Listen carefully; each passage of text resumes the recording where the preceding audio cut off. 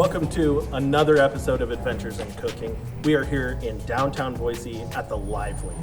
They're going to be teaching us how to make this incredible dessert. I can't wait. Let's go check it out.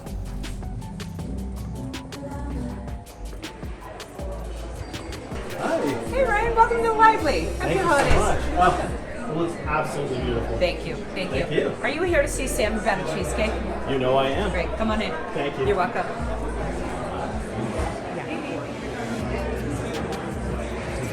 Hi, Sam.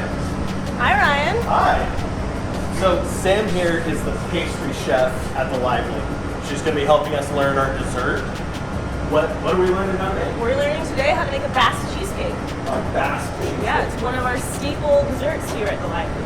Okay, so what differentiates a Basque cheesecake from just, say, a traditional cheesecake? All the same ingredients, so it's kind of, you're able to get the same flavor profile, but it's baked a little differently and made a little bit differently, so I'll be showing you that today. Very cool. Well, let's go. We start with 100 grams of softened cream cheese. Okay. Just like traditional, Straight regular... Philadelphia cream cheese. Perfect. Or Kroger brand, whatever you got. Okay. And then we're going to mix that for a little bit with a paddle attachment.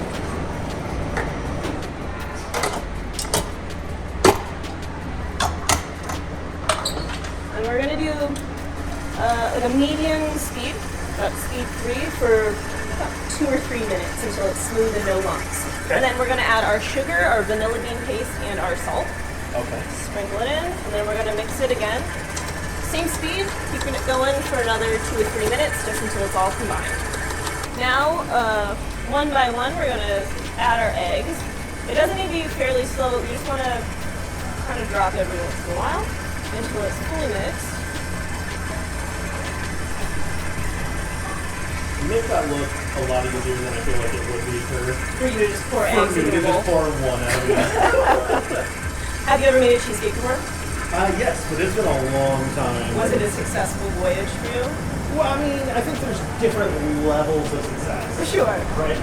So The no. flavor, the composition were all garbage. Okay. What was successful? I took a bunch of Oreo cookies and then crushed those up and made the crust out of that. Crust. So the crust was a real strong flavor. Gotcha. When I stop and scrape, like the sides, that's what we're trying to incorporate. That was all on the sides there. Okay. So intermixing it. And so this is just making sure that nothing's been left like on the sides Yeah. of the bowl kind of thing. Okay. No lumps, because one of the best parts about this cheesecake is that the consistency and how smooth it is. So if we don't get all those lumps in there, when you cut it open, there's going to be big chunks of unmixed cream cheese. And we don't want that. A lot of these KitchenAid bowls have a bit of a bump on the bottom, so you kind of just want to get in there and make sure there's no residuals. Make sure you're getting in all the nooks and crannies. Yeah.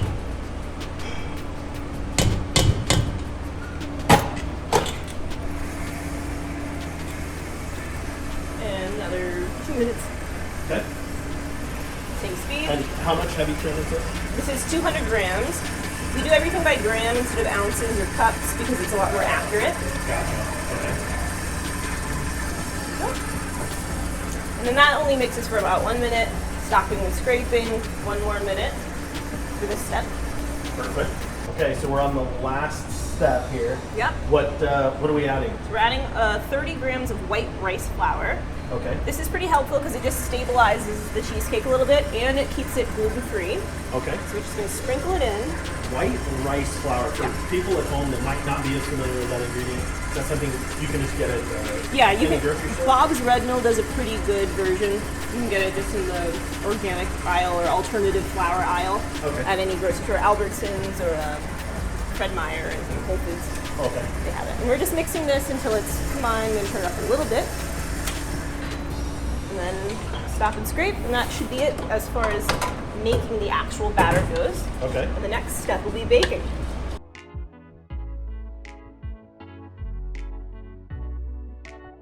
So we have a springform pan, 9-inch springform pan, lined with 2 layers of parchment paper. Okay. Just sprayed to stick down with a little bit of pan spray. That's the kind of the traditional way you bake a Basque cheesecake is lined with parchment, and you'll see once it's baked. It looks really beautiful and really rustic. Oh, very cool. So we're just gonna pour this straight in there, and little lumps.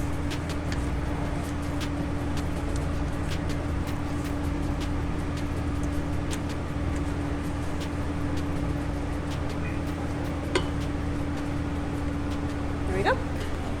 And then we're gonna bake this cheesecake at 230 for At 230? 2 Celsius. Oh, okay. Celsius.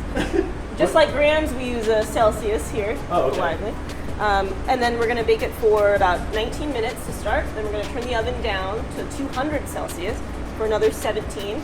The baking, we bake it really high at first to get it leavened and get a really dark crust, because that's one of the signature parts of a Basque cheesecake, Okay. a really dark crust. And then drop it down so it keeps baking internally. It's really smooth and rich, and you'll see when you try it. Okay, Yep. sounds good. So we're gonna put this in the Well, oven. let's pop this guy in.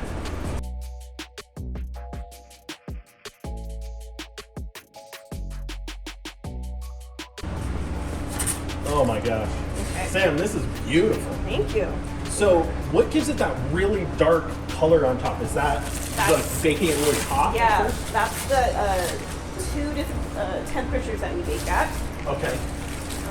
And part of the traditional Basque cheesecake, like I mentioned, was that dark crust and then no crust on the bottom. Wow. So it's a bit more smooth. It's a lot more like a baked custard than it would be a traditional cheesecake. Cool. Wow, it's beautiful. So is the parchment what gives it the lines and Yeah. the texture on the side? Yeah, Wow, that's the okay. parchment in there. It's really cool. I've never seen that before. Sam, this looks incredible. Thanks so much. Can you tell us a little bit about the kind of finishing garnish? What all did we do here? Of course. So right now we're running this cheesecake with a black currant and blueberry compote. And we garnish it with some caramelized Rice Krispies, which is really similar to a caramel corn if you think about the texture. Oh yeah. And then we garnish it with some candied orange peel and micro thyme for the Time. That's such a great idea. And they get all the garnishes, so they get a pint of the compote and a little pint of the Rice Krispies too. Oh, you're kidding. So you can really make it You look can like really make, you like can lie you really your family. follow Yeah. the You the can whole lie that recipe. season and say that you made it. Yeah. That's perfect. Guys, we have to try this. Yeah. We've watched you make. We've just been trying this. We gotta dig in. Dig in. Okay, can we move this over here?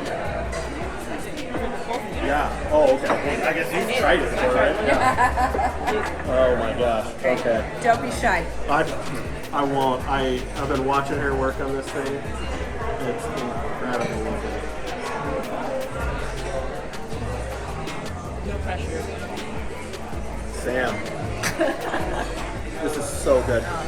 You guys are going to be running a special on these cheesecakes for Christmas week. Is that right? That's correct. Okay. Yes. So you can either make the cheesecake at home. I know that Sam did a wonderful job explaining it. Yeah. So she you makes can- it look. She sure does. You can order it online, and you can pick it up anytime the week of December 20th through the 24th. So whatever's best for you.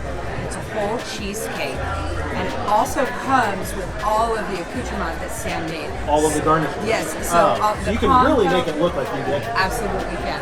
That is so cool. Yeah. Guys, you have got to try this cheesecake, whether you make it at home or you come to the Lively. I would recommend coming to the Lively. Look at this place. This cheesecake is insane. You've got to come try this.